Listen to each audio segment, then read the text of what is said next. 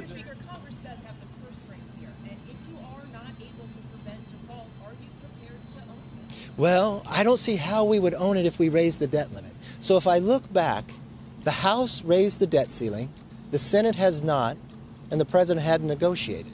So I find that very odd, yes. Speaker, did the President bring any proposals to this meeting, and is there a plan for another meeting after this? When would that be? And one question to Leader McConnell, how is the President's posture in this meeting different than how you've seen him in the past over this very same issue?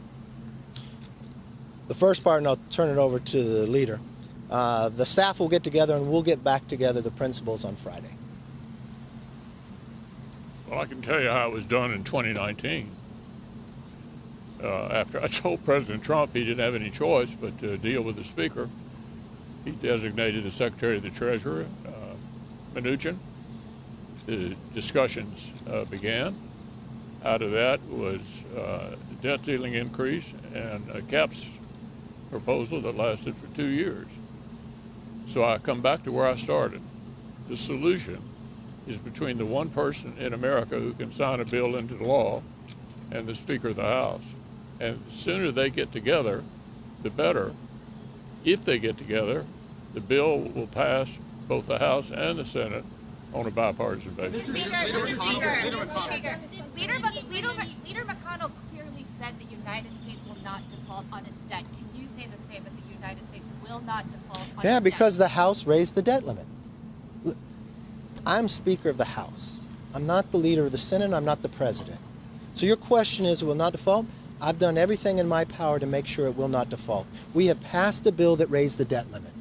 Now, I haven't seen that in the Senate, so I don't know. What gives you that confidence, Yes. Leader McConnell? What gives you that has said confidence, that Leader he's McConnell? willing to negotiate over spending, but he's not going to do so with a gun to the head of the American economy.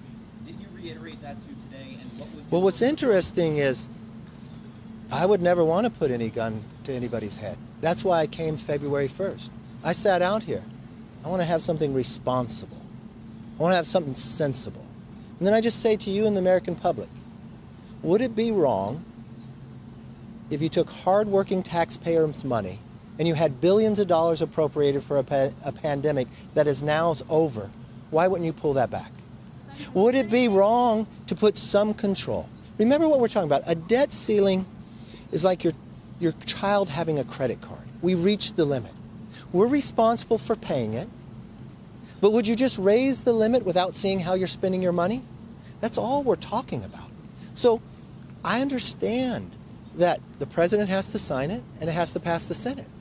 So why couldn't we, for the last 97 days, talk about this?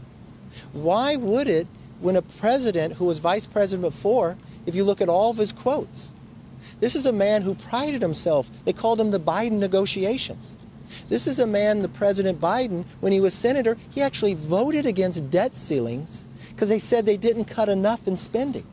This is a president who, when he was vice president, Joe Biden, when it was a $14 trillion debt, said, we have to do something about this big debt that we have. It is now $31 trillion. I think every single household believes you need to be able to do something responsible and sensible, and that's what we've been trying to do for the last 3 months. Leader McConnell, what gives you that confidence after this meeting, Leader McConnell, that there will be a default? What did I want? When you said that the U.S. has never defaulted and never will, what gives you that confidence right now to say that? Yeah, look. The United States of America is not going to default. We are having a debate here in conjunction with raising the debt ceiling as to whether or not after dropping $2.6 trillion on the American people in the last Congress on a partisan vote, we ought to have at least some restraint on our spending related to the debt ceiling. And this is not unusual. We've been here before. Debt ceilings have frequently carried other measures. What we have here is we're running out of time, and it's time for the President to get serious and to sit down with the Speaker and get a solution.